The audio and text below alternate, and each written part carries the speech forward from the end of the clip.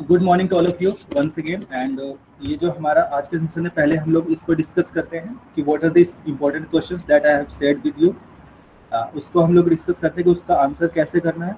Then उसके बाद हम लोग आएंगे कि आप लोगों के जो क्वेश्चंस हैं, सो ये अराउंड 50 के क्वेश्चंस हैं। तो वन बाय वन मैं डिस्कस करता हूँ। वैसे तो इजी हैं, बट ये हम लोग देखते हैं कि इसमें और क्या फर्दर हो सकता है। सो फर्स्ट क्वेश्चन जो है कि what do you mean by a developing country, explain the features of a developing country with special reference to India. Very simple question कि डेवलपिंग कंट्री क्या होती है हमारी और उसके क्या फीचर्स हैं, इंडिया के कंटेक्स्ट में उसको एक्सप्लेन करना है। तो डेवलपिंग कंट्री की जब हम बात कर रहे हैं तो उसमें हम कहते हैं कि जो वहाँ पे लो लेवल ऑफ इनकम है, लो स्टैंडर्ड ऑफ लिविंग है, लो परचेजिंग पावर है, एजुकेशन उतना नहीं है, हाई डिपेंडेंस ऑन एग्रीकल्चर है, high dependence on foreign countries है, और उसके अलावा जो हमारे ह्यूमन डेवलपमेंट इंडेक्स है वो काफ़ी कम होता है। तो ये सारे जो फीचर्स होते हैं, ये सारे कैरेक्टरिस्टिक्स होते हैं एक डेवलपिंग कंट्री के, या अंडर डेवलप्ड कंट्री जिसको हम कई बार कह देते हैं। तो explain the features of a developing country with special reference to India. तो इंडिया के कंटेक्स्ट में जब हम डेवलपिंग कंट्री की बात करते हैं या उसके जो है कैरेक्टरिस्टिक्स की बात करते हैं, तो हम कहते हैं कि India is a developing country. और उसके फीचर्स जो है, जैसे कि हम देखते हैं कि अभी भी हम हाई डिपेंडेंस हमारे जो है एग्रीकल्चर के ऊपर है, परचेजिंग पावर उतनी हैवी नहीं है। उसके अलावा जो हमारा फॉरेन कंट्रीज के ऊपर हम देखते हैं कि हम अपने इंपोर्ट्स के लिए फॉरेन कंट्रीज के ऊपर डिपेंडेंट हैं। टेक्नोलॉजिकल डेवलपमेंट उतना नहीं है, और उसके अलावा जो हमारे यहाँ पे ह्यूमन डेवलपमेंट इंडेक्स है वो भी काफ़ी कम है। तो ये जो सारे फीचर्स हैं, आई गेस इसमें कोई खास परेशानी नहीं होनी चाहिए। उसके बाद है distinguish between a developed and under developed country. Very easy कि डेवलप्ड कंट्री के अंदर क्या है कि जो आपकी बेसिक फैसिलिटीज़ हैं, इंफ्रास्ट्रक्चर है, वो सारी चीज़ें एडवांस लेवल पे होती हैं। आपके जो एजुकेशन सिस्टम है, टेक्नोलॉजिकल डेवलपमेंट है, हेल्थ सिस्टम है, वो सारे एडवांस लेवल पे है। और अंडर डेवलप्ड कंट्री के अंदर क्या होता है कि इन सारी फैसिलिटीज़ की कमी होती है। तो इसको आप लोग इजीली कर लेंगे, इसमें कोई मेरे को लगता नहीं कि कोई डाउट होगा या कोई आपको परेशानी आएगी। जी सर, जैसे फर्स्ट क्वेश्चन है जिसमें डेवलपिंग कंट्री और इसके जो फीचर्स देने हैं हमें, जी तो फीचर्स को हम जैसे पहले डेफिनेशन दे दे डेवलपिंग कंट्री की, उसके बाद जो फीचर्स है जैसे फर्स्ट है जी लो लेवल ऑफ इनकम, तो थोड़ा सा उसको एक्सप्लेन करके फिर इंडिया में जो इनकम का लेवल है वो हम एक्सप्लेन उसी में कर दे तो। हाँ, देखो जो फीचर्स है, अगर आप चाहे तो पहले देखो, जब भी लॉन्ग आंसर टाइप का आपको क्वेश्चन आए, जैसे ये फर्स्ट क्वेश्चन ही आ गया, तो आपने कहा ठीक है हम डेफिनेशन से स्टार्ट करते हैं। तो उसके बाद अगर इंडिया के कंटेक्स्ट में पूछे तो आपकी मर्जी, अगर आप फीचर्स जो उसके हैं पॉइंट में बता दो, और उसके बाद फिर हम एक नीचे लाइन लिख दो कि with special reference to India हम ये फीचर्स एक्सप्लेन कर रहे हैं। या आप ऐसे कर सकते हैं, या आप डायरेक्ट ही फीचर्स पे मूव कर सकते हैं और उन फीचर्स का इंडिया में क्या रेलेवेंस है। यानी कि अगर हम लो लेवल ऑफ इनकम कह रहे हैं, तो इंडिया में कितनी जो है इनकम लो है, तो वो आप जैसे मर्जी कर लें। या तो आपने पॉइंट में जो है उसको एक्सप्लेन कर दिया पहले की, बता दिया कि मान लेते हैं कि 7 से 8 फीचर्स हैं जो अंडर डेवलपिंग कंट्री है, उसके 7 से 8 फीचर्स हैं, उनको हमने पॉइंट में लिख दिया। उसके बाद हम क्या करते हैं कि अब उन पॉइंट्स को हम इंडिया के कंटेक्स्ट में रेफर कर रहे हैं। तो आप जैसे मर्जी कर लें कि जो एक्सप्लेनेशन आप देंगे वो इंडिया के कंटेक्स्ट में देंगे कि इंडिया में इन पॉइंट्स का मतलब कि क्या रेलेवेंस है, या इंडिया कैसे इन पॉइंट्स में जो है अपने आप को पाता है। तो आपकी मर्जी है, आप कैसे भी कर लें। ठीक है, आई गेस ये क्लियर है आपको। Yes sir. तो नेक्स्ट क्वेश्चन पे मूव करते हैं। Developed and under developed country. Very easy कि आपका जो डेवलप्ड इकोनॉमी है या डेवलप्ड कंट्री है, उसके अंदर आपका जो फैसिलिटीज़ हैं, इंफ्रास्ट्रक्चर की फैसिलिटीज़ है, टेक्नोलॉजिकल डेवलपमेंट है, हेल्थ सिस्टम है, और जो हाई परचेजिंग पावर होगी, हायर स्टैंडर्ड ऑफ लिविंग होगा, हायर एजुकेशन सिस्टम होगा, हाई एजुकेशन सिस्टम होगा, एम्प्लॉयमेंट अपॉर्चुनिटीज होंगी। यानी कि जो हम एक एडवांस्ड इकोनॉमिक सिस्टम जिसको हम कहते हैं, या एडवांस्ड इकोनॉमी जिसको कहते हैं, वो है हमारा डेवलप्ड कंट्री। और अंडर डेवलप्ड कंट्री, उसमें वही हमारे फीचर्स आएंगे कि जो है परचेजिंग पावर कम है, और लो लेवल ऑफ इनकम है, लो लेवल ऑफ लिविंग है, एजुकेशन सिस्टम उतने एडिक्वेट नहीं है, हेल्थ फैसिलिटीज उतनी एडिक्वेट नहीं है। तो यानी कि आप जो एक डेवलप्ड कंट्री एंड जो डेवलपिंग कंट्री है, अंडर डेवलप्ड कंट्री है, उसके फीचर्स वेरी इजीली बता सकते हैं। Economic growth very easy, economic growth में हम जो है न्यूमेरिकल टर्म्स में बात करें कि अगर सस्टेन इंक्रीज हो रही है किसी कंट्री के रियल पर कैपिटा इनकम में या उसकी नेशनल इनकम में over a longer period of time, तो उसको हम कहते हैं कि दैट इज इकोनॉमिक ग्रोथ, यानी कि वो इस कंट्री में इकोनॉमिक ग्रोथ है। इंडिकेटर्स हमारे दो हैं, एक आपका नेशनल इनकम है और दूसरा रियल पर कैपिटा इनकम है। तो ये इंडिकेटर्स आपकी बुक में दे रखे हैं, इसमें कोई डाउट नहीं होना चाहिए। How economic growth is different from economic development. Economic growth and economic development का डिफरेंस है कि हमारा इकोनॉमिक डेवलपमेंट की जब हम बात करते हैं तो उसमें हम कई सारे फैक्टर्स की बात करते हैं। तो उसमें आपका ह्यूमन डेवलपमेंट इंडेक्स जैसे physical quality of life index है, बेसिकली यही दो इंडेक्स होते हैं हमारे इकोनॉमिक डेवलपमेंट को मेजर करने के लिए। तो उसमें हम इकोनॉमिक डेवलपमेंट के अंदर हम इकोनॉमिक ग्रोथ को भी इंक्लूड करते हैं। क्यों? क्योंकि हम कहते हैं कि without economic growth economic development can not be possible. तो economic development is a wider term और ये काफ़ी अपने आप में जो है एक लॉन्गर पीरियड ऑफ टाइम के ऊपर होता है। ऐसा नहीं कि आप जो है जो हमारे परसेंटेज है, अगर इकोनॉमिक ग्रोथ हो रही है जिसको हम सिंपली कहते हैं जीडीपी अगर ग्रो करे तो उसके बेसिस पे हम नहीं कह सकते कि हमारा इकोनॉमिक डेवलपमेंट हो रहा है। उसके लिए हमें और फैक्टर्स को इंक्लूड करना पड़ेगा और फैक्टर्स को कंसीडर करना पड़ेगा। तो state various factors of economic development of a country. तो इसमें आपके टेक्नोलॉजिकल फैक्टर्स और economic factors, non economic factors, natural resources, आपके ह्यूमन रिसोर्सेज, और आपका जो इकोनॉमिक सिस्टम है चाहे वो कैपिटलिस्ट है, मिक्स्ड इकोनॉमी है, या फिर आपकी जो मार्केट जो है सोशल इकोनॉमिस्ट है। तो ये जो सारी चीज़ें हैं तो ये आएंगे आपके।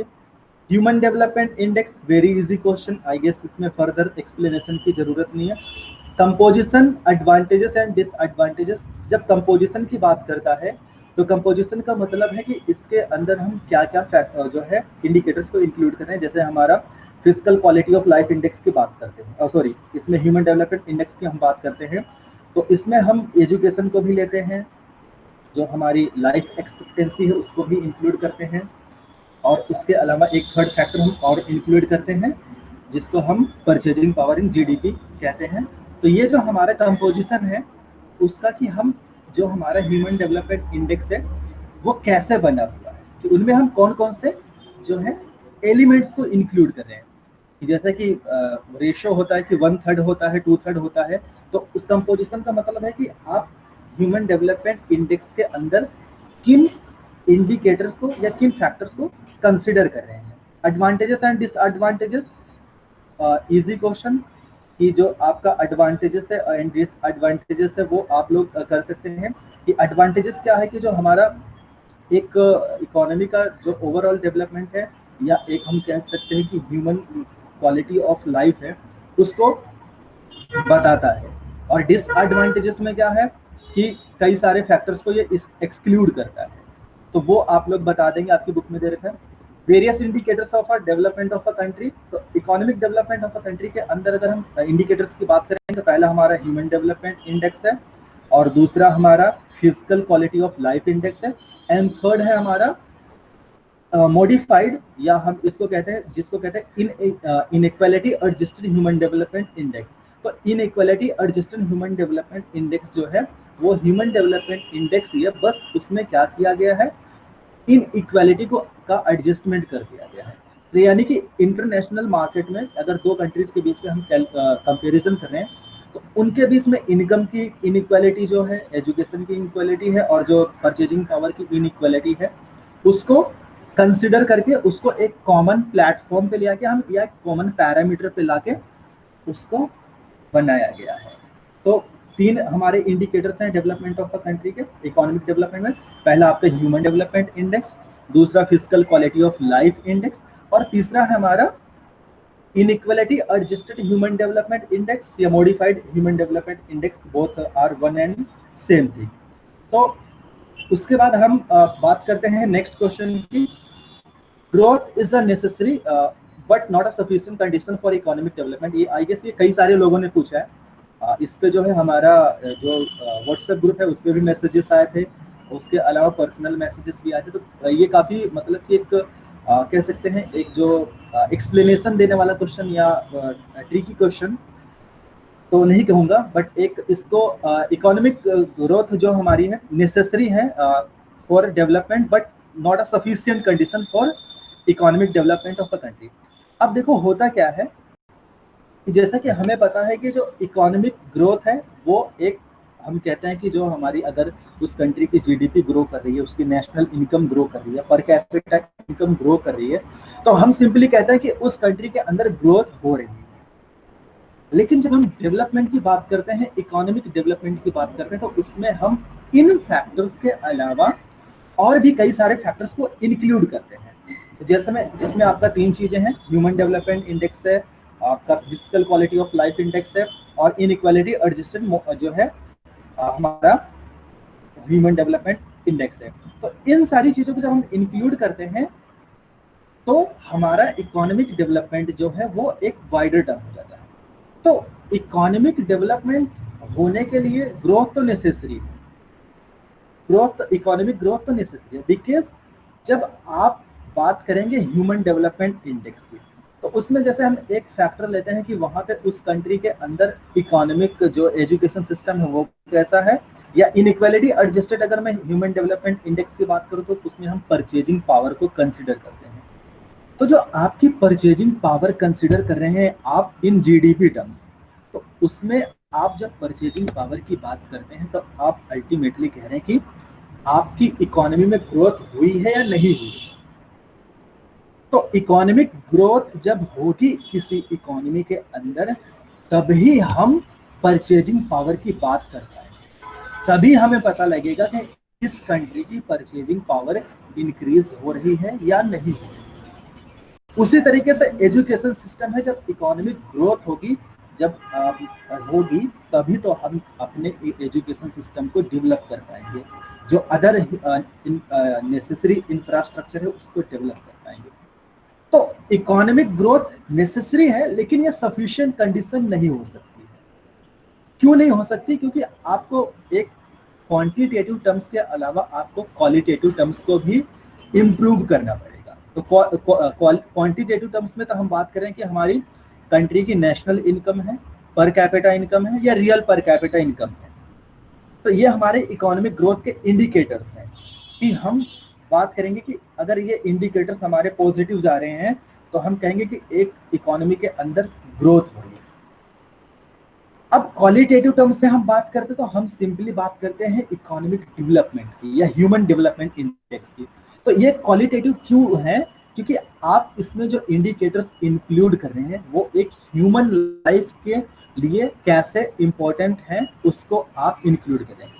फॉर एग्जाम्पल हम एजुकेशन लेवल को इंक्लूड कर रहे हैं, लाइफ एक्सपेक्टेंसी को इंक्लूड कर रहे हैं। तो लाइफ एक्सपेक्टेंसी जो आपकी है उसको आप मॉनेटरी टर्म्स में तो मेजर नहीं कर सकते ना, कि सपोज करो कि एक जो है क्या कहते हैं चाइल्ड का बर्थ होता है और वो कितने ईयर्स वो सरवाइव करेगा, कितने ईयर वो लिव करेगा, तो उसको आप मॉनेटरी टर्म्स में मेजर नहीं कर सकते।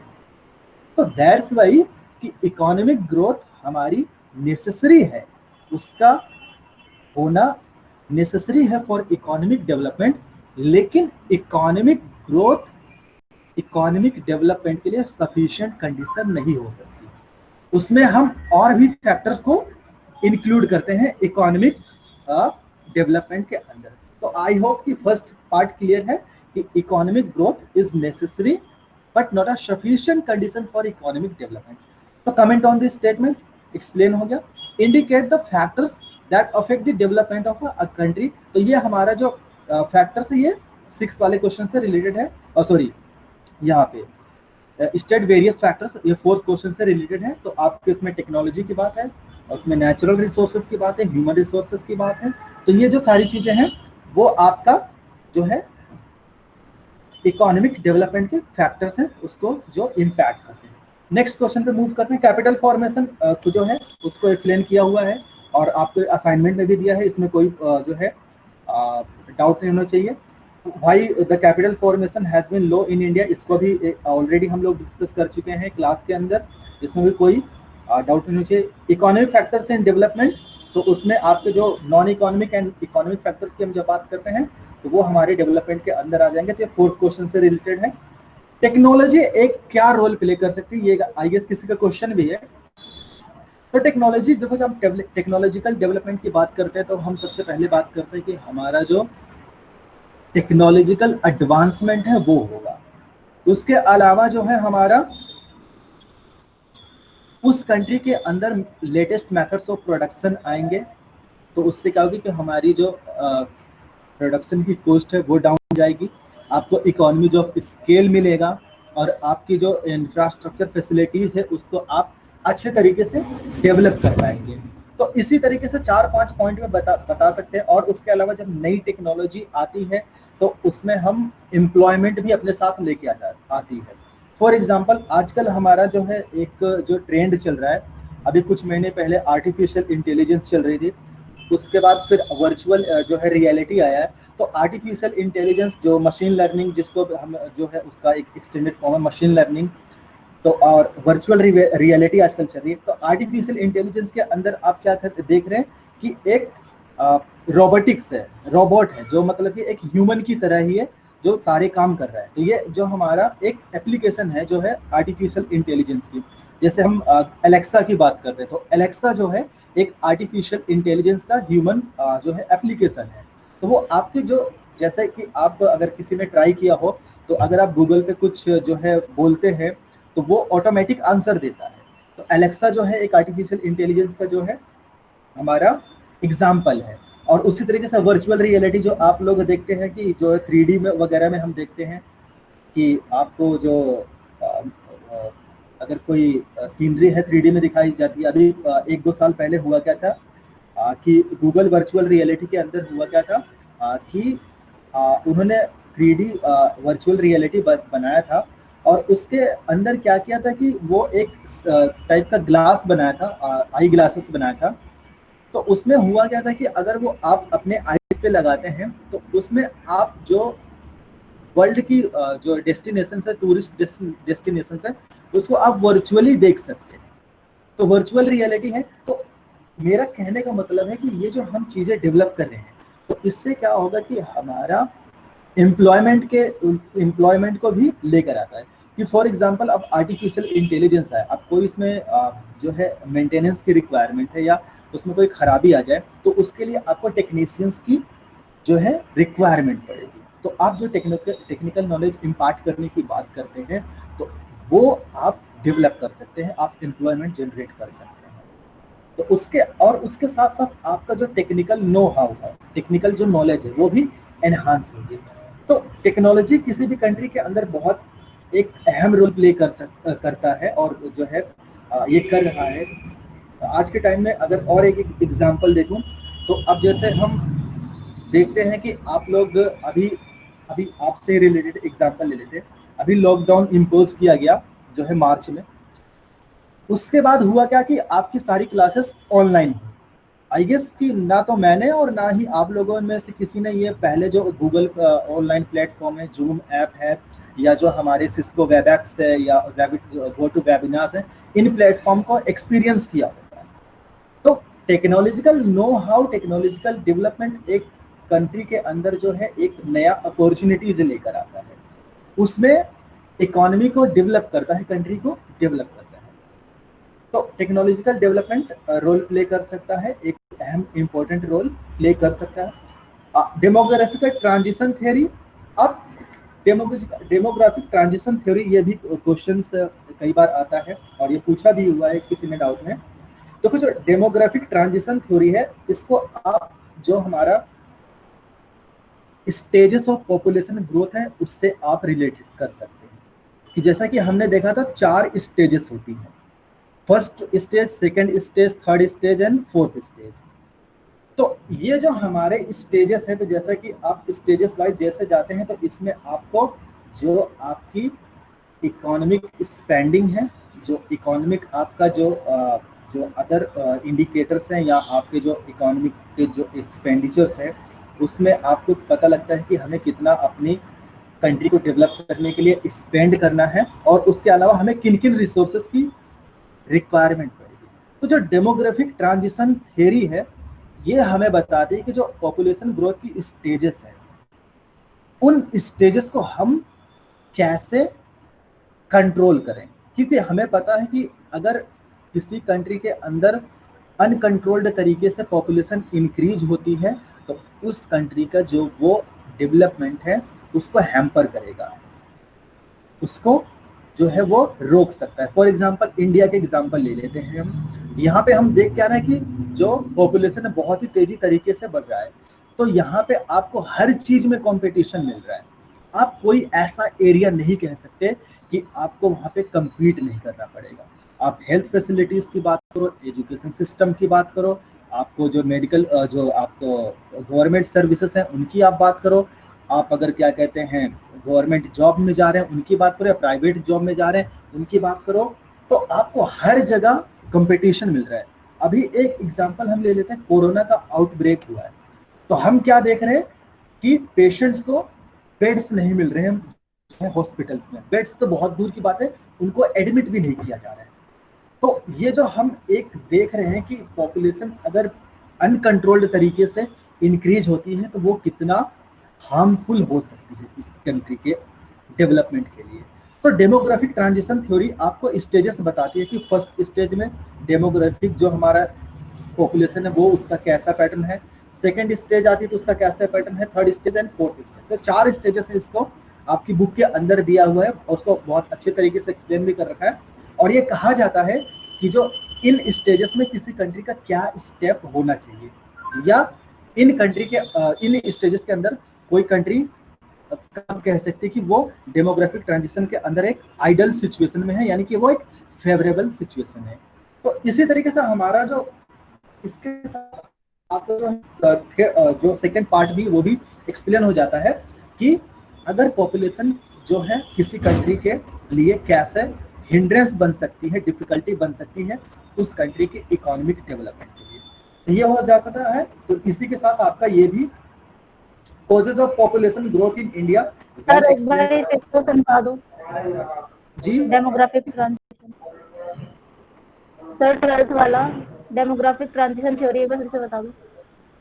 देखो डेमोग्राफिक ट्रांजिशन थ्योरी हमारा इसमें 4 स्टेजेस होते हैं, first stage, second, third and fourth. तो डेमोग्राफिक ट्रांजिशन थ्योरी हमें सिंपली ये बता रही है कि हमारी कंट्री के अंदर जो डेमोग्राफिक का मतलब सिंपल, पहले हम इसको बात करते हैं। डेमोग्राफिक हमारा मतलब होता है कि जिसमें हम एज की बात करते हैं, जेंडर की बात करते हैं, ऑक्यूपेशन की बात करते हैं और उसके अलावा हम थोड़ा बहुत क्या कहते हैं इनकम लेवल की बात कर लेते हैं। तो जो डेमोग्राफिक हमारे जो डेमोग्राफिक सिंपल जो एक उसका डिक्शनरी मीनिंग है कि एज की बात करते हैं, जेंडर की बात करते हैं, ऑक्यूपेशन की बात करते हैं और कई बार हम उसको थोड़ा बहुत एक्सटेंड कर देते हैं इनकम में। तो डेमोग्राफिक ट्रांजिशन थ्योरी हमें बताती है कि किसी कंट्री के अंदर पॉपुलेशन ग्रोथ कैसी है, कि उस कंट्री का जो पॉपुलेशन ग्रोथ है उसके साथ साथ उसकी ऑक्यूपेशन है और उसका जो एज है और उसका जो कंपोजिशन है, तो उसमें आपके जेंडर चाहे वो मेल है, फीमेल है या ट्रांसजेंडर्स हैं, और एज की बात करते तो उसमें आपके कितने जो है चाइल्ड है और जिसमें कितने टीन एज हैं, कितने अडल्ट हैं, कितने जो है क्या कहते हैं हमारे सीनियर सिटीजन्स हैं। तो ये सारा कंपोजिशन है वो हमें डेमोग्राफिक ट्रांजिशन थ्योरी के अंदर पता लगता है। तो डेमोग्राफिक ट्रांजिशन थ्योरी की जो 4 स्टेजेस हैं वो हमें बताती हैं कि अगर हम इन स्टेजेस से मूव कर रहे हैं तो हम अपने इकोनॉमिक सिस्टम को कैसे डेवलप करें, उसमें हमें क्या क्या स्टेप्स लेने की रिक्वायरमेंट है, सो दैट कि जो पॉपुलेशन ग्रोथ हो रही है, या अगर वो, और एक चीज इसके साथ ये भी है कि पॉपुलेशन ग्रोथ हो रही है, चलो ठीक है, वो भी एक हमारे लिए डिसएडवांटेज की बात हो सकती है अगर वो अनकंट्रोल्ड तरीके से गई।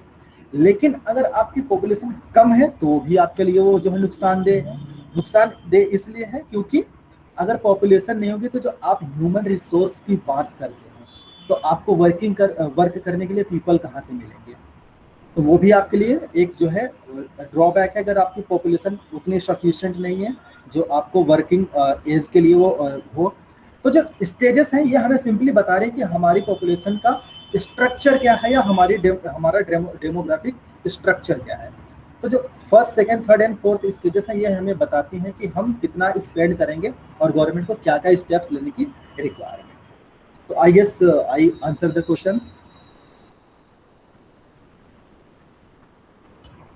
Thank you sir. ठीक है, तो causes of population growth in India simply 4-5 factors है, जैसे कि पहला इलिटरेसी है, सुपरस्टिशन है, और हमारा जो क्या कहते हैं अनएम्प्लॉयमेंट की सिचुएशन है, एजुकेशन लेवल उतना नहीं है, और गवर्नमेंट का भी कोई मतलब उतना खास जो है इस पर फोकस नहीं रहा, क्योंकि जब हम पॉपुलेशन पॉलिसी की बात करते हैं तो हम 1970s में जाते हैं, उससे पहले कोई पॉपुलेशन पॉलिसी नहीं थी, और जो लेटेस्ट हमारे पास नेशनल पॉपुलेशन पॉलिसी ऑफ 2000 है। तो जो कॉजेज है वो आप लोगों को इजीली मिल जाएगा। Examine the trend in occupational structure of India. तो एक ऑक्यूपेशनल स्ट्रक्चर क्या होता है, पहले इसकी हम लोग बात करते हैं। तो ऑक्यूपेशनल स्ट्रक्चर की सिंपल मतलब कि आपका जो पॉपुलेशन है जो वर्क कर रही है उसमें प्राइमरी सेक्टर, सेकेंडरी सेक्टर और टर्शियरी सेक्टर या सर्विसेज सेक्टर, तो इन सारी चीजों में, इन तीनों सेक्टर्स के अंदर आपका पॉपुलेशन का जो है कंट्रीब्यूशन, या हम कहेंगे कितने लोग इंगेज हैं।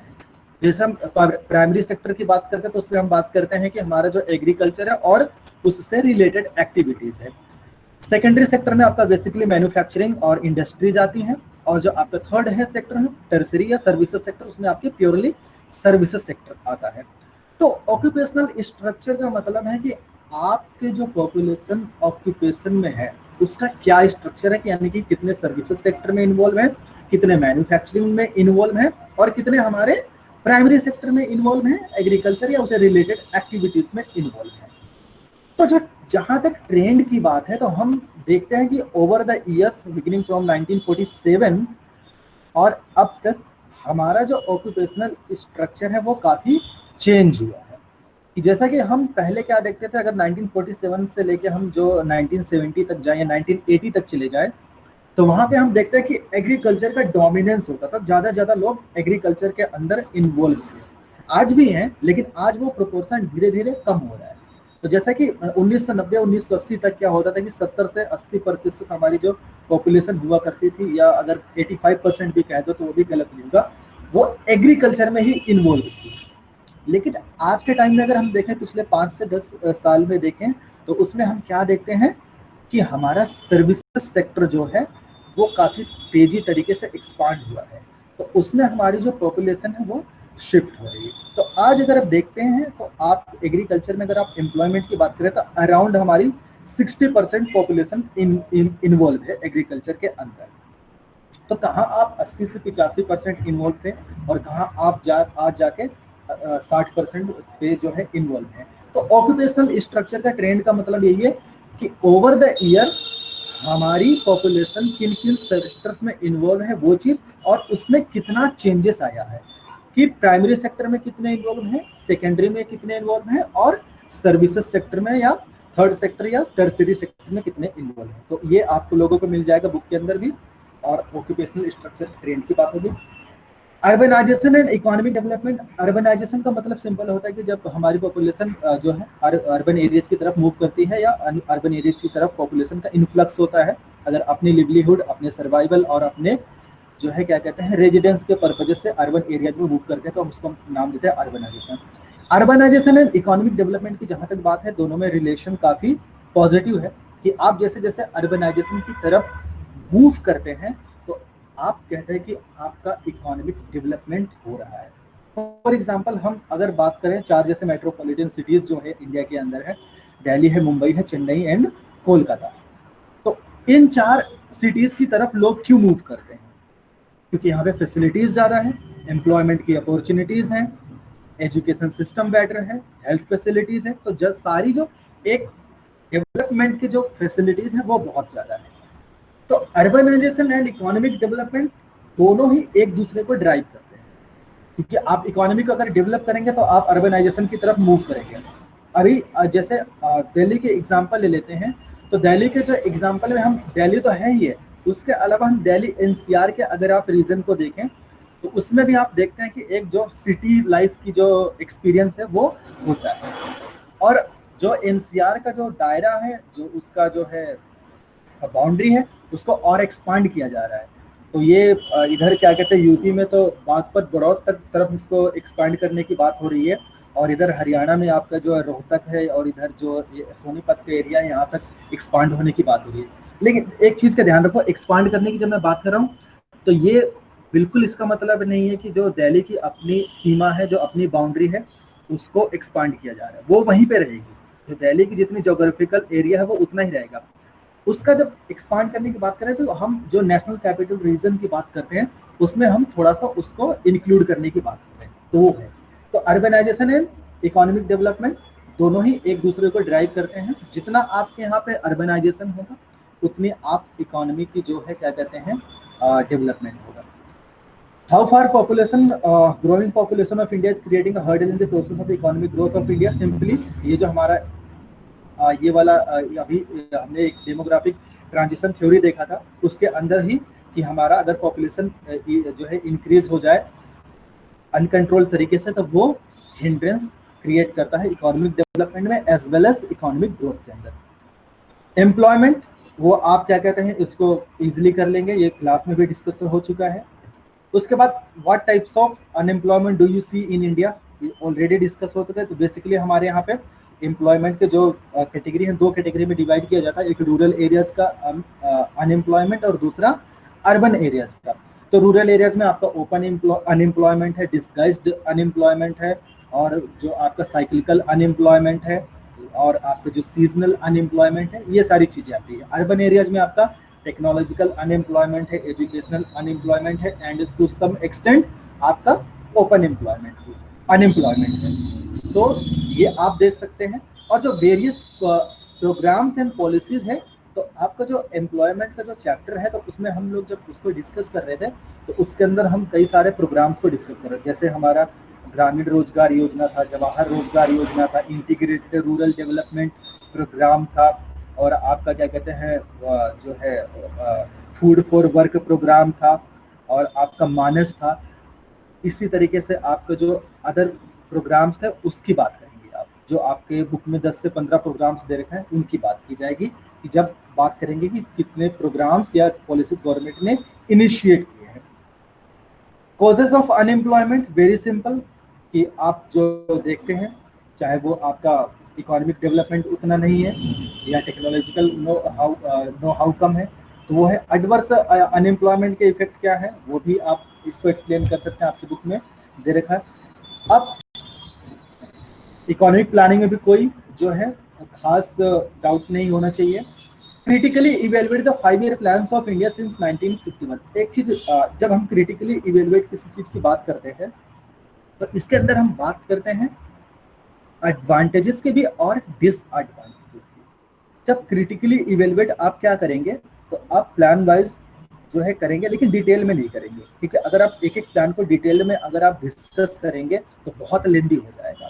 तो क्रिटिकली जब इवेल्युएशन की बात होगी तो आप सिंपल क्या बताएंगे, प्लानिंग पीरियड बताएंगे। जैसे पहला प्लान हमारा है 1951 से लेकर 1956 तक।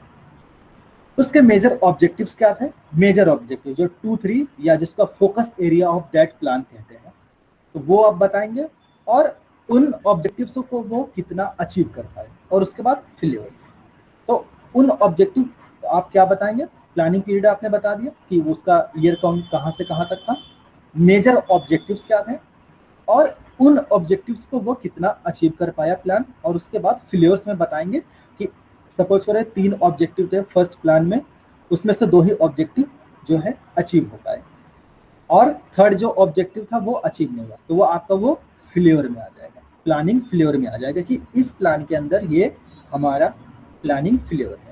तो आप इसी तरीके से जितने भी हमारे 5 ईयर प्लान है, 12 5 ईयर प्लान है, उसको आप बताएंगे 1951 से लेके 2017 तक। उसके बाद है ये भी हम लोग कर चुके हैं क्लास के अंदर कि हमारा 1991 इकोनॉमिक क्राइसिस ईयर क्यों कहा जाता है, क्योंकि इसमें हमने देखा था कि इन्फ्लेशन रेट बहुत ज़्यादा था, हैवी इंटरेस्ट पेमेंट कर रहे थे हम लोग, हमारा जो एक्सपोर्ट का इंपोर्ट करने के लिए जो हमारा बैलेंस था, जो हमारे पास फॉरेन रिजर्व थे, वो फॉर वीक्स ही रह गए थे, और उसके अलावा हम हैवी जो हमारा लोन था वो पे कर रहे थे, जो हमारी इकोनॉमिक कंडीशन थी वो डिटेरिएट हो रही थी।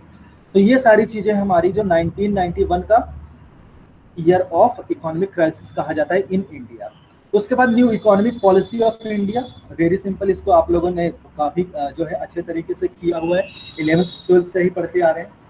Evaluate the achievements and failures of economic reforms in India. तो इकोनॉमिक रिफॉर्म्स जो हमने 1991 की पॉलिसी हम लेकर आए, तो उसमें हम क्या क्या अचीव कर पाए और क्या क्या हम फेल्योर्स की क्या क्या नहीं अचीव कर पाए, तो वो बात हो रही है। तो जैसे कई सारे हमारे पैरामीटर्स से कई सारे हमने रिफॉर्म्स किया, बट आज भी हम देखते हैं कि कई सारी जगहों पे जो है हम उस अचीवमेंट को नहीं कर पाए हैं। जैसे कि आज भी हम जैसे कि एक एग्जांपल दो, तो उसमें हमने बात किया था कि जो है लाइसेंसिंग सिस्टम को ख़त्म किया जाएगा, आपको इंडस्ट्रियल लाइसेंसिंग अबॉलिश होगी, MRTP वगैरह ये सारी जो आपने स्क्रैप करी थी, और उसके अलावा जो अदर जो एरियाज थे कि वो पब्लिक सेक्टर के लिए जो रिजर्व किए गए थे उनको आपने कम कर दिया। बट अगर आप आज भी रियल लाइफ में बिजनेस करने जाओ, अगर आप छोटा सा छोटा बिजनेस भी करने जाओ, तो आप देखते हैं कि आपको कितनी फॉर्मेलिटी आज भी पूरी करनी पड़ती है। तो इकोनॉमिक रिफॉर्म्स का वो फेल्योर हो सकता है कि, और एक हम इसमें फेल्योर्स में ये भी हम ऐड कर सकते हैं कि जो हम एक बैलेंस्ड रीजनल डेवलपमेंट की बात करते हैं, तो वो अचीव नहीं कर पाए हैं, क्योंकि आज भी कई एरियाज ऐसे हैं इंडिया के अंदर जहाँ पे हम देखें कि जो बेसिक फैसिलिटीज है वो नहीं है। अब जैसे आप बिहार का एग्जाम्पल ले लो, उड़ीसा की एग्जाम्पल ले लो, झारखंड का एग्जाम्पल ले लो, या और जो हमारे अंडर डेवलप्ड स्टेट्स हैं उनका एग्जाम्पल ले लो, तो वहाँ पे आप क्या देखते हैं कि फैसिलिटीज उतनी डेवलप्ड नहीं, इकोनॉमिक फैसिलिटीज उतनी डेवलप्ड नहीं है। और अगर आप दूसरे स्टेट्स का जो है एग्जाम्पल लो, तो वहाँ पे आपको डेवलपमेंट नजर आता है। तो इकोनॉमिक रिफॉर्म्स का जो ऑब्जेक्टिव था वो कितना अचीव कर पाए और उसके अंदर कितना फेल्योर है। उसके बाद सेविंग एंड इन्वेस्टमेंट ट्रेंड्स जो हमारे इंडिया में, उसको भी हम लोग एक्सप्लेन कर चुके हैं क्लास के अंदर कि ओवर द हमारा जो ईयर्स उसमें सेविंग रेट कितना रहा है, तो उसमें आपका इंडिविजुअल सेविंग रेट कितना रहा है, गवर्नमेंट का कितना रहा है, और कॉर्पोरेट सेक्टर का कितना रहा है, और उसी तरीके से हमारा investment rate. What have been the reasons, ये भी आप कर लेंगे। रिसोर्स मोबिलाइजेशन, इसको भी मैंने एक्सप्लेन किया हुआ है कि रिसोर्स मोबिलाइजेशन का जो गवर्नमेंट के सोर्सेस ऑफ फाइनेंस है उसको मोबिलाइज करनी है। तो सोर्सेस ऑफ फाइनेंस गवर्नमेंट के इंटरनल सोर्सेस हैं, एक्सटर्नल सोर्सेस हैं। इंटरनल सोर्सेस में आपके 4 से 5 सोर्सेस आते हैं, जिसमें आपका बैलेंस फ्रॉम करंट रेवेन्यू है, गवर्नमेंट की अपनी सेविंग्स है, और उसके विड्रॉवल्स हैं फ्रॉम पास्ट रेवेन्यू, और उसके अलावा डेफिसिट फाइनेंसिंग है, या फिर borrowing from reserve bank of India, central bank of country. और एक्सटर्नल फंड जो है सोर्सेस में बात करते हैं, तो उसमें आपके फॉरेन एड की बात करते हैं, या फिर फॉरेन लोन्स की बात करते हैं, या यूनिलैटरल ट्रांसफर्स की बात करते हैं। तो ये भी आप लोग कर सकते हैं। डेफिसिट फाइनेंसिंग 2 तरीके की है कि आपके, जिसको हम सिंपली कहते हैं प्रिंटिंग ऑफ न्यू नोट्स, या फिर क्या कहते हैं हम जो हमारा बजट डेफिसिट है उसको फाइनेंस किया जा रहा है। Objectives of resource mobilisation in India, ये भी सिंपल इसी से रिलेटेड है, इसको आप कर लेंगे। जैसे कि हम 5 ईयर प्लान्स को फाइनेंस कर रहे हैं, इकोनॉमिक जो हमारे प्लान एक्सपेंडिचर्स हैं उनको फाइनेंस कर रहे हैं, इकोनॉमिक डेवलपमेंट के प्रोजेक्ट को फाइनेंस करना है, गवर्नमेंट के अपने जो एक्सपेंडिचर्स हैं उसके एडमिनिस्ट्रेटिव एक्सपेंडिचर्स हैं उनको फाइनेंस करना है। तो ये सारे रिसोर्स मोबिलाइजेशन के ऑब्जेक्टिव्स हैं। फाइनेंस कमीशन क्या होता है, ये क्वेश्चन डिस्कस करते हैं हम लोग। तो फाइनेंस कमीशन क्या है कि एक ये कॉन्स्टिट्यूशनल बॉडी है। तो कॉन्स्टिट्यूशनल बॉडी का मतलब होता है कि इसको कॉन्स्टिट्यूशन के अंदर डिस्कस किया गया है, इसकी कंपोजिशन क्या होगी, इसमें कितने मेंबर्स होंगे, और मेंबर्स की क्वालिफिकेशंस क्या होंगी, उसके अलावा जो इसका चेयरमैन होगा वो उसकी क्वालिफिकेशन क्या होगी, उनकी जो है मैक्सिमम एज कितनी होगी, ये सारी चीजें इसके फाइनेंस कमीशन के अंदर बताया गया है। और इसका ज्यूरिसडिक्शन क्या होता है। जो फाइनेंस कमीशन है ये हमारा जो कॉन्स्टिट्यूशन का, मेरे को जो है आर्टिकल याद नहीं आ रहा है कि जो है कॉन्स्टिट्यूशन के आर्टिकल के अंदर इसको बनाया जाता है, और इस फाइनेंस कमीशन को जो है अपॉइंट किया जाता है by the president of India. तो every 5 years president of India finance commission को अपॉइंट करते हैं।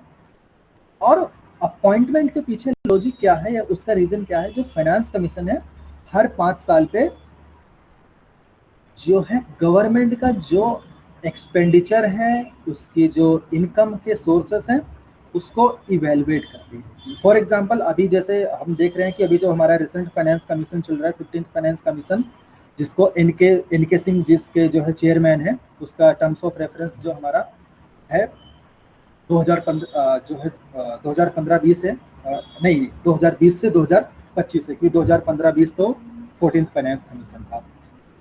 तो फाइनेंस कमीशन को जो टर्म्स ऑफ रेफरेंस दिया जाता है उसका जो ऑब्जेक्टिव है कि सेंट्रल गवर्नमेंट की जितने भी रेवेन्यू आ रही है उस रेवेन्यू को कैसे स्पेंड करना है, कैसे उसको बिटवीन स्टेट्स के बीच में जो है शेयर करना है। तो जो central government as and state governments के बीच में जो फंड्स का शेयरिंग होती है या फंड्स का एलोकेशन होता है उस रेट को बताता है हमारा फाइनेंस कमीशन, जो एवरी 5 इयर्स पे इसको कॉन्स्टिट्यूट किया जाता है।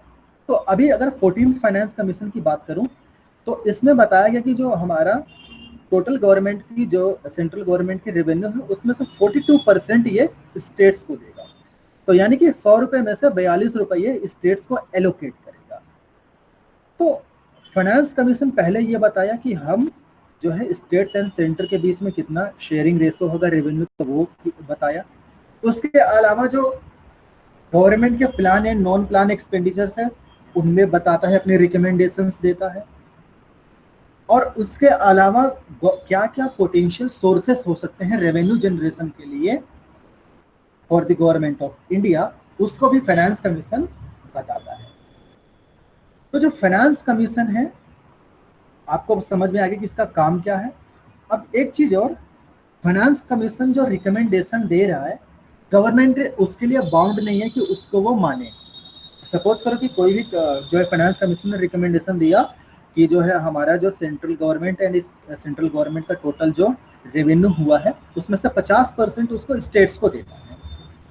तो सेंट्रल गवर्नमेंट यानी कि गवर्नमेंट ऑफ इंडिया पे कोई बाउंडेशन नहीं है कि उस फाइनेंस कमीशन की रिकमेंडेशन को वो मान ले, लेकिन सेंट्रल गवर्नमेंट नॉर्मली मान लेती है। क्यों मान लेती है? क्योंकि उसके पीछे ये रीजन है कि अगर नहीं मानेगी तो अपोजिशन जो है वो जो है क्या कहते हैं उसका जो है उसके इश्यू को रेज करेंगे कि आप फाइनेंस कमीशन की रिकमेंडेशन को क्यों नहीं मान रहे हैं। तो ये मतलब कि जनरली किया यही गया है कि जितने भी फाइनेंस कमीशन जो है अब तक कॉन्स्टिट्यूट किए गए हैं bye the president of India for government of India, उसकी जितने भी रिकमेंडेशन है गवर्नमेंट ऑफ इंडिया ने मान ली है। एक आधा जो छोड़ के जो गवर्नमेंट ऑफ इंडिया को लगता है कि अगर इस रिकमेंडेशन को हम मानेंगे तो बर्डन हमारे ऊपर ज़्यादा क्रिएट हो जाएगा, बट और जो है ओवरऑल अगर आप बात करेंगे तो सारे जितने भी रिकमेंडेशन होती है वो मान ली जाती है। तो 14th फाइनेंस कमीशन की रिकमेंडेशन क्या है? पहले की जैसे कि हमने बताया कि इसका 42% जो है शेयर होगा states between central and state government के बीच में, यानी कि सेंट्रल गवर्नमेंट टोटल अपने शेयर का 42% स्टेट गवर्नमेंट को देगी। और उसके अलावा जो हमारे plan and non plan expenditures है उनके लिए बताया गया है, उसको मैं आपको PDF दे दूंगा, उसमें आप लोग देख लेंगे। Role of agriculture very well known कि हमारे जो एग्रीकल्चर है उसके बिना इंडिया की जो ग्रोथ है वो पॉसिबल नहीं है। और जो भी आज चाहे आप एम्प्लॉयमेंट की बात करें, एक्सपोर्ट्स के अंदर बात करें, उसका रेवेन्यू जनरेशन के लिए बात करें, वो सब जो है एग्रीकल्चर के ऊपर डिपेंडेंट है आज भी। एग्रीकल्चर की प्रॉब्लम क्या है वो आप एक्सप्लेन कर सकते हैं। न्यू एग्रीकल्चरल स्ट्रेटेजी, ये हमारे ग्रीन रेवोल्यूशन है सिंपली, तो आपको जो ग्रीन रेवोल्यूशन का नोट्स हैं वो आप कर लेंगे। एग्रीकल्चरल प्रोडक्टिविटी, इसको भी आपको नोट्स में मिल जाएगा। एग्रीकल्चरल मार्केटिंग, ये भी आपको मिल जाएगा नोट्स में। लैंड रिफॉर्म्स भी आपको मिल जाएगा। Explain various policies of India before 1991, तो ये जो बिफोर 1991 के अंदर जो पॉलिसीज हैं ये इंडस्ट्रियल पॉलिसी है, तो यहाँ पे प्रिंटिंग मिस्टेक हो गई है, इंडस्ट्रियल पॉलिसी ये नहीं लिखा गया। तो इंडस्ट्रियल पॉलिसी के अंदर आपकी इंडस्ट्रियल पॉलिसी रेजोल्यूशन ऑफ 1948, 1956, 1977, 1979, 1980, तो ये जितने भी पॉलिसीज रही हैं या इंडस्ट्रियल पॉलिसी रेजोल्यूशन रहे हैं उसके अंदर आप उसको एक्सप्लेन करेंगे, उसको नोट्स में आपको मिल जाएगा। New industrial policy well known है। What has been rate and pattern of industrial development in India, तो आपको ये जो फर्स्ट 3 वीडियो हैं यूट्यूब पे वो उसमें मिल जाएगा और उसके अलावा नोट्स में भी मिल जाएगा। तो 4 से 5 पेजेस का ये नोट्स है, तो उसमें ये rate and pattern of industrial development in India को एक्सप्लेन किया गया है। इंडस्ट्रियल ग्रोथ इंप्रूव हुई है क्या पोस्ट 1991, तो ये इसकी बात करता हूँ मैं तो इंडस्ट्रियल ग्रोथ जो हमारा है, अगर आप इस वाले जो ये हमारा एक क्वेश्चन इसी से रिलेटेड है, जब आप रेट ऑफ इंडस्ट्रियल ग्रोथ की आप बात करेंगे तो उसमें आप जब जाएंगे प्लान वाइज डिस्कस किए हुआ प्लान वाइज आप जाएंगे तो आप देखेंगे कि जो हमारी इंडस्ट्रियल ग्रोथ 1991 से पहले रही है, मैक्सिमम 6 से 4 से 5% या 6% तक रही है। उसके बाद जब 1991 के बाद आते हैं तो आप जो है उसमें काफ़ी स्पाइक देखते हैं, काफ़ी आप इंक्रीज देखते हैं। तो 8 से 9%, 10% तक भी इंडस्ट्रियल ग्रोथ की है। तो जो फर्स्ट पार्ट है कि क्या हमारी इंडस्ट्रियल ग्रोथ 1991 के बाद इंप्रूव हुए, तो यस, इट हैज इम्प्रूव।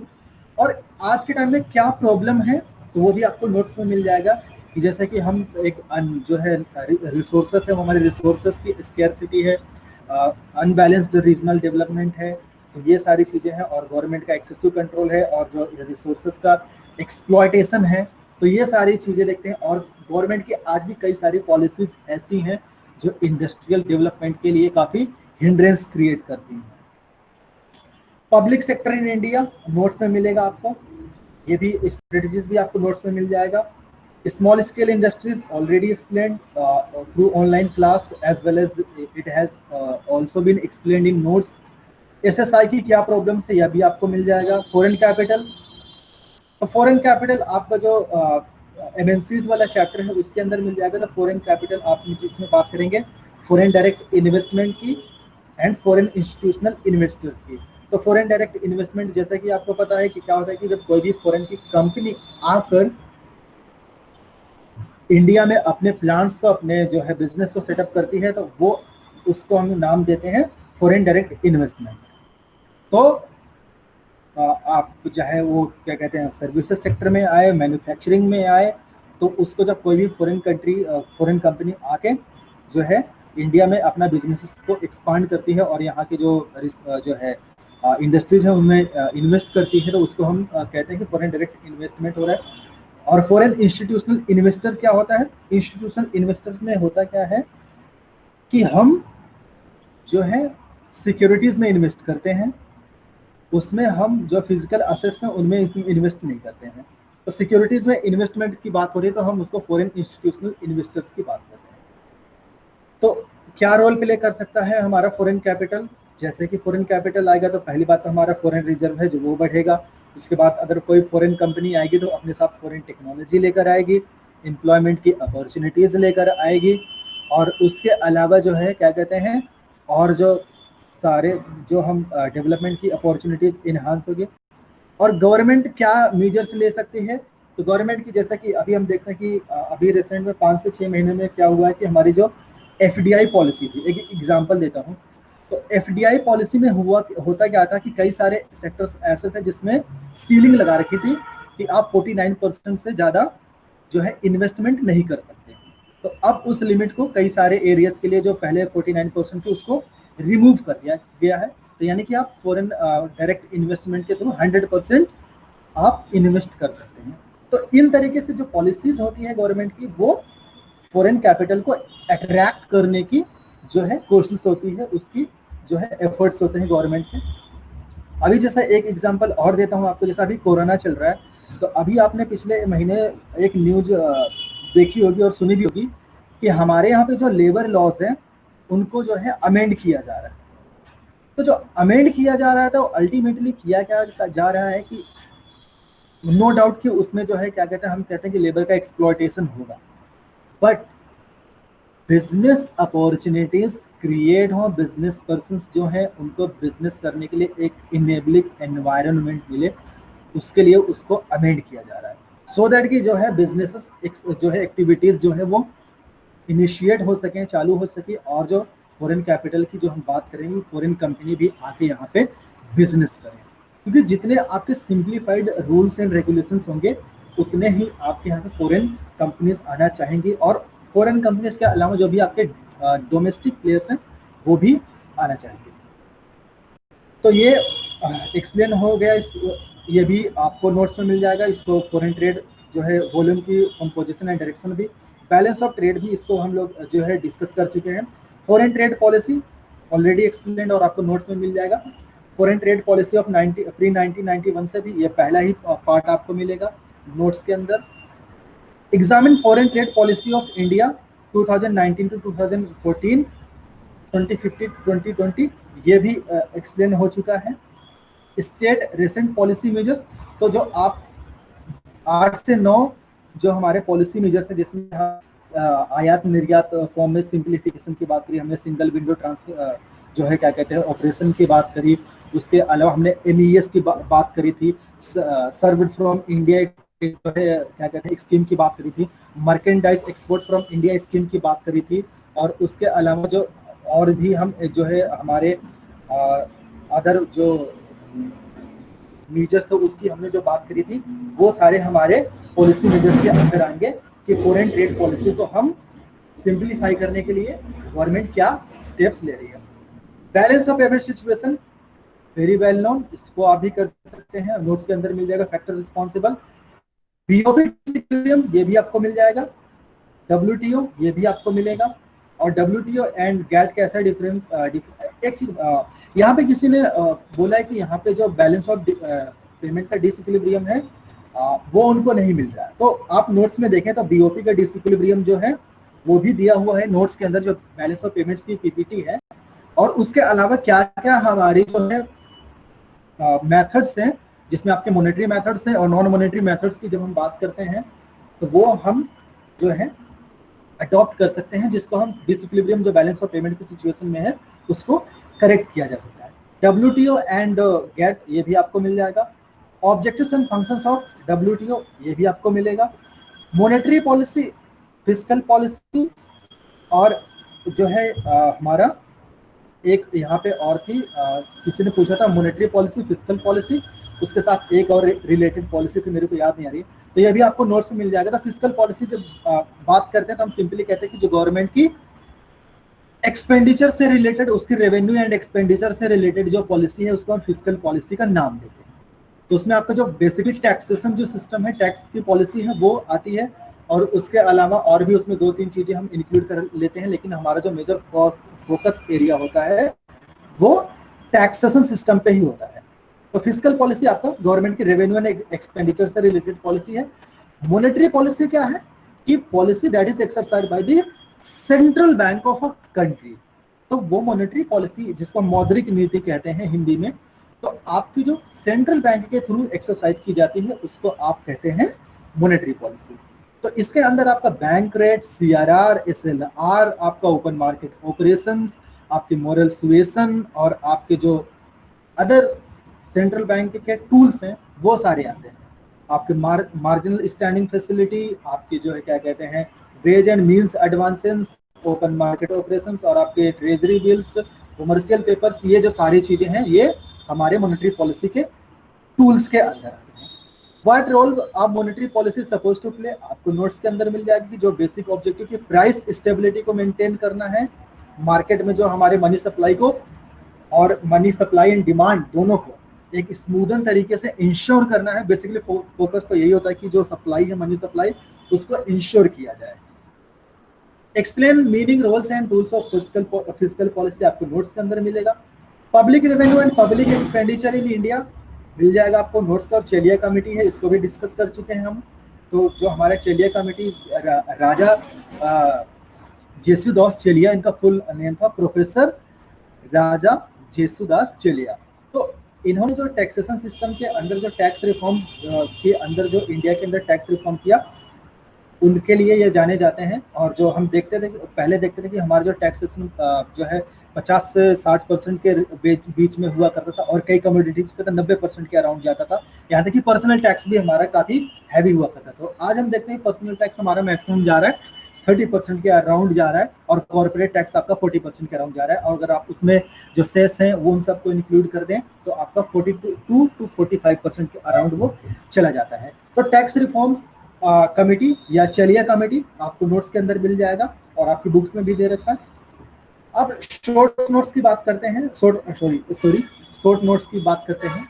तो यहाँ पे ह्यूमन डेवलपमेंट इंडेक्स एक्सप्लेन कर चुके हैं। ह्यूमन कैपिटल फॉर्मेशन ये भी आपको explanation. Sustainable development, sustainable development का मतलब होता है कि वी आर कंज्यूमर या फिर हम कह सकते हैं we are meeting our present needs without hampering the resources for future generation. तो आप जो प्रेजेंट में कंज्यूम कर रहे हैं, आप अपनी प्रेजेंट की जरूरतों को पूरा कर रहे हैं, आप उसके साथ साथ जो भी आने वाली जनरेशन है, फ्यूचर जनरेशन, उसके लिए आप रिसोर्सेज को छोड़ के जा रहे हैं। तो सस्टेनेबल डेवलपमेंट के अंदर एक प्रिंसिपल चलता है, इसके अंदर प्रिंसिपल कहा जाता है जो हमारे एनवायरमेंटलिस्ट हैं, एनवायरमेंट जो हमारे एक्टिविस्ट हैं और जो इसके क्या कहते हैं एडवोकेट्स हैं, वो कहते हैं कि जो किसी कंट्री के जो रिसोर्सेस होते हैं वो प्रेजेंट जनरेशन को बिलोंग नहीं करते, बल्कि वो फ्यूचर जनरेशन को बिलोंग करते हैं। तो प्रेजेंट जनरेशन की ये रिस्पॉन्सिबिलिटी है कि उन रिसोर्सेस को फ्यूचर जनरेशन के लिए सेव करके चलें, उनके लिए बचा कर चलें। तो सस्टेनेबल डेवलपमेंट के अंदर आप बात कर रहे हैं कि आप अपना जो प्रेजेंट कंजम्पशन कर रहे हैं, आप अपनी प्रेजेंट जरूरतों को पूरा कर रहे हैं, ठीक है, लेकिन आपको फ्यूचर जनरेशन के लिए भी सोच कर चलना पड़ेगा। तो उनके लिए रिसोर्स स्कैरसिटी ना हो, तो वो आप सस्टेनेबल डेवलपमेंट की बात करते हैं। तो सस्टेनेबल डेवलपमेंट में अगर हम इसको और थोड़ा मॉडिफाई करके जो है बात करें, तो सिंपली है कि आप जो है social, economic, environmental, commercial as well as जो हमारे अदर फैक्टर्स हैं, जो अदर डेवलपमेंट फैक्टर्स हैं, उनको आप इंक्लूड करके चलें। तो सस्टेनेबल मतलब कि जो सबको साथ लेकर चलने की बात है कि आप सोशल जो है एंगल से भी आप डेवलप करके चलें, आप अपना इकोनॉमिक जो आपके बेनिफिट्स हैं आप उनको भी क्या कहते हैं डिसएडवांटेज ना करें, एज वेल एज आपकी जो एनवायरनमेंट है आप उसको भी हार्म ना करें। ये नहीं कि आपको फैक्ट्रीज लगानी है, मैन्युफैक्चरिंग स्टार्ट करनी है, सर्विसेज को इंक्रीज करना है, करो, लेकिन आप एनवायरनमेंट को आप जो है नुकसान ना पहुंचा, क्योंकि अल्टीमेटली आपका जो रिसोर्सेस है आपको एनवायरनमेंट से ही मिलता है। तो सस्टेनेबल डेवलपमेंट वेरी सिंपली आप लोग एक्सप्लेन कर देंगे। Urbanisation and economic development already explain. Demographic dividend, ये मैंने क्या कहते हैं असाइनमेंट में भी दिया था। तो डेमोग्राफिक डिविडेंड का मतलब होता है कि हमारे जो पॉपुलेशन का स्ट्रक्चर है उसमें वर्किंग एज के पीपल कितने हैं, तो हम कहाँ से उनसे बेनिफिट ले सकते हैं। तो डेमोग्राफिक डिविडेंड का मतलब है कि जो हमारी पॉपुलेशन है उसमें वर्किंग एज के पीपल कितने हैं और उसमें क्या कहते हैं हमारे नॉन वर्किंग एज के पीपल कितने हैं। तो उनमें जो हम ये जब क्या कहते हैं डाइवर्सिफिकेशन करते हैं, इसमें जब डिवाइड करते हैं वर्किंग एंड नॉन वर्किंग, तो इसमें हमारा क्या होता है कि जो वर्किंग एज के जो पीपल हैं तो वो तो हमारे लिए एक इकोनॉमिक जो है बेनिफिट लेकर आएंगे, ग्रोथ करवाएंगे, हमारी इकोनॉमी की डेवलपमेंट में जो है हेल्पफुल होंगे। और उसके अलावा जब वो क्या कहते हैं वर्क पर जाएंगे तो जो अल्टीमेटली जो ऑब्जेक्टिव है किसी कंट्री का वो अचीव होगा। और जो नॉन वर्किंग पॉपुलेशन है वो भी हमारे ह्यूमन रिसोर्सेस हैं, क्योंकि आप उनमें उन पर एजुकेशन के लिए स्पेंड करेंगे, हेल्थ के लिए स्पेंड करेंगे, आप उनको एक जो हम कहते हैं कि एक जो ह्यूमन रिसोर्स जो है वो बनने तक 20 से 25 साल का जो समय लगता है, तो उसमें आप देखेंगे तो आपको डेमोग्राफिक डिविडेंड से अंदर ये मिलेगा कि आपके यहाँ पे वर्किंग एज पॉपुलेशन कितनी है और नॉन वर्किंग पॉपुलेशन क्या है, और उन वर्किंग पॉपुलेशन से हमें क्या क्या बेनिफिट हो सकता है और वो किसी कंट्री के अंदर जो है कैसे रोल प्ले कर सकते हैं उस कंट्री की इकोनॉमिक ग्रोथ में एज वेल एज डेवलपमेंट में। तो जो डेमोग्राफिक डिविडेंड के अंदर हम ये देखते हैं कि कोई भी कंट्री ये चाहेगी कि जो वर्किंग एज पॉपुलेशन है वो जितनी ज्यादा से ज्यादा हो उतना बेनिफिशियल है। Objectives of economic planning in India already explain. Vicious circle of poverty, ये जो है आपकी बुक में मिल जाएगा, इसको नोट्स प्रोवाइड कर दूंगा मैं। Trends in saving and investment, ये भी आप कर लेंगे, डेफिसिट फाइनेंसिंग भी हो जाएगा। एग्रीकल्चरल क्रेडिट आपको नोट में मिल जाएगा। Land reforms, agricultural price policy in India notes में, futures of new industrial policy ये भी हो जाएगा।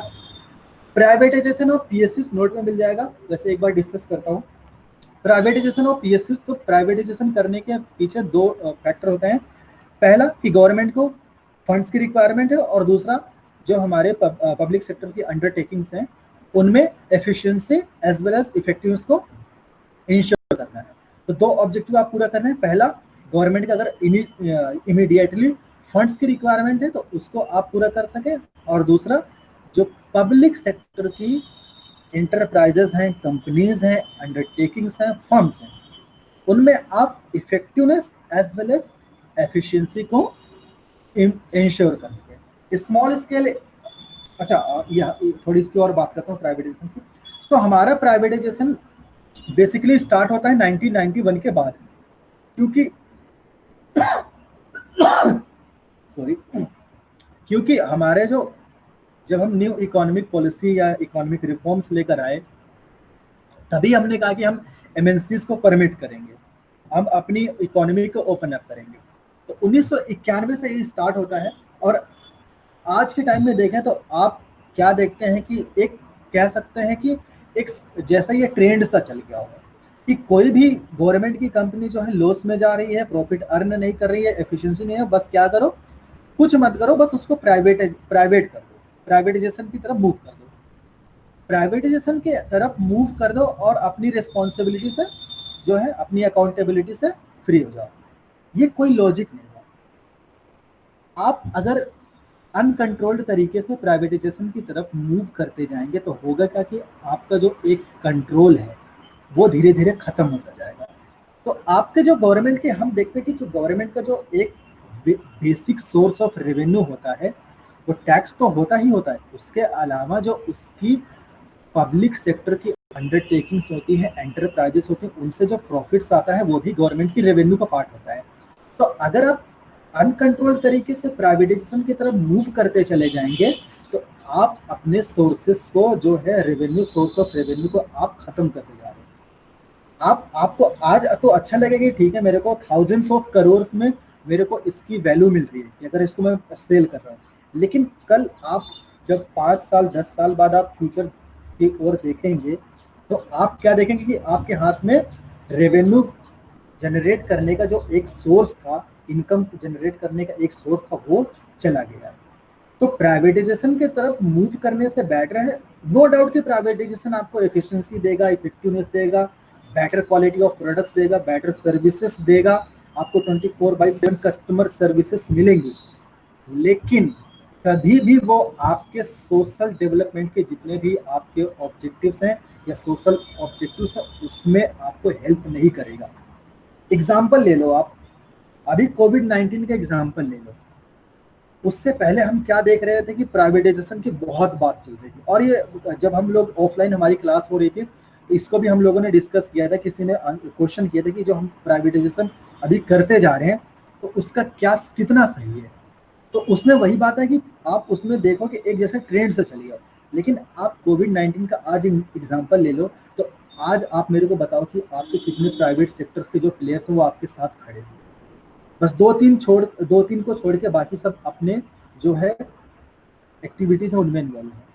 आप क्या देख रहे हैं कि आपको सपोर्ट करने की बजाय, आपसे मतलब है गवर्नमेंट है यहाँ पे, आपको सपोर्ट करने की बजाय आपसे जो है क्या कहते हैं फंड्स की डिमांड कर रहे हैं कि आप हमें जो है पैकेज अनाउंस कीजिए।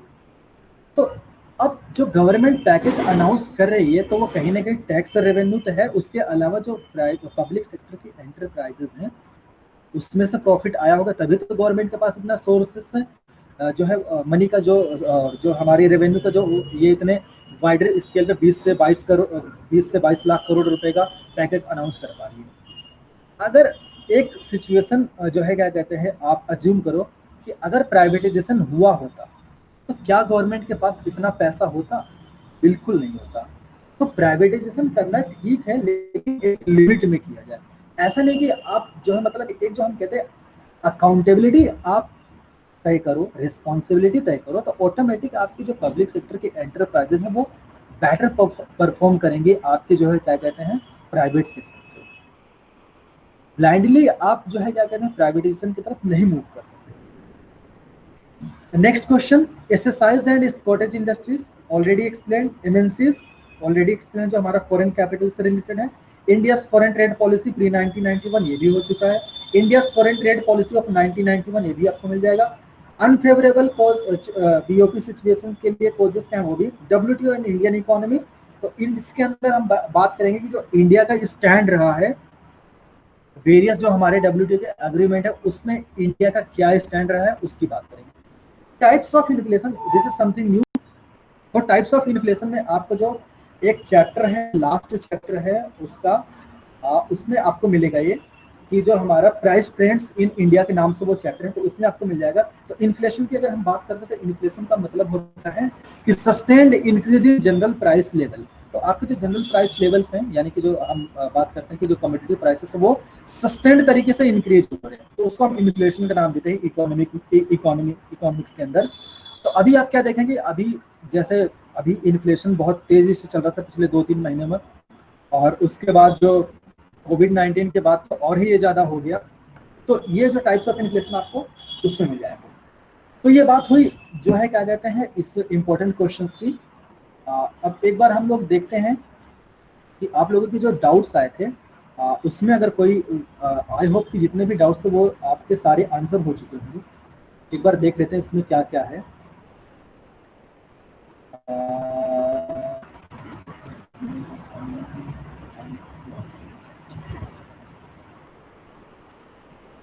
ठीक है, तो ये डाउट्स हैं। तो ये आपका नाम है इशिता है, सेक्शन बी की। तो इशिता, क्वेश्चन टाइप देखो, क्वेश्चन टाइप जो आपके नॉर्मली आई गेस ये क्वेश्चन टाइप पूछने की किस तरीके से क्वेश्चन आएंगे एग्जाम में। तो देखो, जो पहले जो एग्जाम पैटर्न हुआ करता था आपका जो है उसमें 7 से 7.5 मार्क्स, 7 मार्क्स का या 7.5 मार्क्स का या 15 मार्क्स का जो है आपको जो है एक क्वेश्चन होता था। अगर जो आपका पैटर्न चलता आ रहा है, जो क्योंकि आपको लोगों का एनुअल मोड है, तो आई गेस आप लोगों की कितने मार्क्स का पेपर आता है? 75 का आता है, 100 मार्क्स का आता है? 100 मार्क्स का आता है। तो 100 मार्क्स में आप क्या देखते हैं कि आपको 20 मार्क्स का ईच क्वेश्चन होता है। तो उसमें आपको पार्ट्स में डिवाइड किया होता है कि आप जो शॉर्ट नोट्स को होता है तो उसमें 2 से 2 क्वेश्चन आ गए तो 10 मार्क्स के हो गए, और 4 क्वेश्चन आ गए तो फिर उसको वो अकॉर्डिंगली उसी के अकॉर्डिंग मॉडिफाई कर देते हैं। तो प्रेजेंट सिनेरियो को देखते हुए कि जो आपको ओपन बुक एग्जामिनेशन कहा गया है, इसमें किस तरीके से टाइप्स ऑफ क्वेश्चन आएंगे। देखो, उम्मीद तो यही कि जो आपको एनालिटिकल क्वेश्चंस आए, तो एनालिटिकल क्वेश्चंस का मतलब है कि आपको एप्लीकेशन बेस्ड आएगा। तो एप्लीकेशन बेस्ड कह रहा हूं मैं, तो इसका मतलब ये बिल्कुल नहीं कि जो आपके प्रीवियस जो पैटर्न होता था एग्जामिनेशन का उसमें से क्वेश्चंस नहीं आए, ऐसा नहीं है। क्योंकि देखो, एनालिटिकल पहली टाइम हो रहा है। उसके अलावा जो क्या कहते हैं, अभी जो कोविड-19 की वजह से स्ट्रेस चल रहा है, तो जो है कोई, चाहे स्टूडेंट्स जो है कम्युनिटी है, टीचिंग कम्युनिटी है या जनरल पब्लिक है, हर कोई एक कह सकते हैं फियर में है। तो आपको इतना स्ट्रेस फुल क्वेश्चन भी वो नहीं देंगे। तो नॉर्मल क्वेश्चन हम लोग जो है एक्सपेक्ट कर सकते हैं कि जो आपका प्रीवियस जो पैटर्न हुआ करते थे उसी के अकॉर्डिंग आएंगे। तो उसमें एनालिटिकल क्वेश्चंस आएंगे, तो मतलब एप्लीकेशन बेस्ड आएगा। तो डायरेक्ट क्वेश्चंस तो चांसेस बहुत कम है, लेकिन इनडायरेक्ट क्वेश्चंस आएंगे। तो आपको हो सकता है कि क्वेश्चन को काफी केयरफुली रीड करना पड़े कि किस तरीके से वो आपसे पूछना चाह रहे हैं। ये टाइप्स ऑफ क्वेश्चंस की बात होगी। लेकिन आप लोग जो तैयारी कर रहे हैं, आप अपनी तैयारी जो है करते रहें, उसमें आप जो प्रीवियस पैटर्न के हिसाब से करते थे उसको भी तैयारी करते रहें। और अगर आपको कोई एनालिटिकल क्वेश्चन मिलते हैं, एनालिटिकल का मतलब अगर आपको कोई केस स्टडी मिलती है इस जो है सब्जेक्ट से रिलेटेड, तो आप लोग उसको भी एक बार देखिए। वैसे तो 1 वीक का जो ओपन बुक एग्जामिनेशन एक ट्रायल जो है रखा गया है, तो उसमें आपको पता लग जाएगा कि किस तरीके से क्वेश्चन आएंगे। तो क्वेश्चन टाइप की बात होगी। उसके बाद है जो है शिक्षा कौशिक, इन्होंने पूछा एग्जामिनेट अर्बनाइजेशन एंड इकोनॉमिक डेवलपमेंट, ये भी हो चुका है। पॉपुलेशन, ग्रोइंग पॉपुलेशन जो है हमारी इंडिया की जो है वो कितना इकोनॉमिक ग्रोथ में कैसा डिफिकल्टी क्रिएट कर रही है, ये भी हो चुका है। उसके बाद यहाँ पे मनीषा हो रहा है क्वेश्चन नंबर 12 एंड 51। ये आई गेस जो है इसी जो हमारे इंपॉर्टेंट क्वेश्चन है उन्हीं का है, ये भी हम लोग डिस्कस कर चुके हैं। मोनिका है, इनके main sources of financing India 5 year plan, तो उसमें जो हमारे मेन सोर्सेस हैं तो उसमें आपका डेफिसिट फाइनेंसिंग है। उसके अलावा जो हमारे गवर्नमेंट के इंटरनल सोर्सेस, डेफिसिट फाइनेंसिंग के एक इंटरनल सोर्सेस का एक पार्ट है। उसमें आपका फिर अदर सोर्सेस क्या है हमारे इंटरनल में, आपका बैलेंस फ्रॉम करेंट रेवेन्यू हो, गवर्नमेंट की पास्ट सेविंग्स है, या फिर हम बोरोइंग फ्रॉम सेंट्रल बैंक। तो ये आपके सोर्सेस हैं डेवलपमेंट प्लान्स या financing of 5 year plan. Clear the concept of demographic trends in India and demographic transition. तो देखो ये जो डेमोग्राफिक ट्रेंड्स है या डेमोग्राफिक ट्रांजिशन थ्योरी है, ये लगभग सेम है, दोनों मतलब कि सेम है। तो डेमोग्राफिक ट्रांजिशन के अंदर हम बात करें कि जो हमारे जो पॉपुलेशन ग्रोथ की स्टेजेस है वो है, और डेमोग्राफिक ट्रेंड्स के अंदर हम क्या बात करें कि हमारी जो पॉपुलेशन टोटल है उसके अंदर हमारे मेल्स कितने हैं, फीमेल्स कितने हैं, उनमें एज जो है का एज का जो डाइवर्सिफिकेशन है, उसका स्ट्रेटिफिकेशन है वो कितने हैं, उसमें वर्किंग एज के पॉपुलेशन वाले कितने, वर्किंग एज के पीपल कितने हैं, नॉन वर्किंग वाले कितने हैं, उनका ऑक्यूपेशनल स्ट्रक्चर कैसा है। तो ये सारी चीजें की हम बात करें तो one in demographic trends and demographic transition आप कह सकते हैं वन इन सेम कह सकते हैं। और ट्रेंड्स की बात करें तो ये ट्रेंड्स का यहाँ पे बात करें यही कि ओवर द इयर्स हमारा पॉपुलेशन का स्ट्रक्चर कैसा चेंज हुआ है। तो पॉपुलेशन स्ट्रक्चर चेंज करने की बात हो रही थी, इसमें हम कह रहे हैं कि इसमें हमारे मेल्स एंड फीमेल्स कितने इंक्रीज हुए हैं, उसमें वर्किंग एज पॉपुलेशन कितनी इंक्रीज या डिक्रीज हुई है, और उसके अलावा जो हमारे नॉन वर्किंग है वो कितने इंक्रीज या डिक्रीज हुए हैं, अडल्ट कितने हैं। तो ये हमारे डेमोग्राफिक ट्रेंड्स की बात है। Explanation of fiscal monetary and deficit financing already explain. Fiscal and monetary policy और डेफिसिट फाइनेंसिंग अभी हम लोग बात किए इसकी। उसके बाद है रेशमा सेक्शन बी की 82, ये 82 मेरे को ये समझ में नहीं आता है, अगर रेशमा यहाँ पे है तो अगर बता सकें ये तो।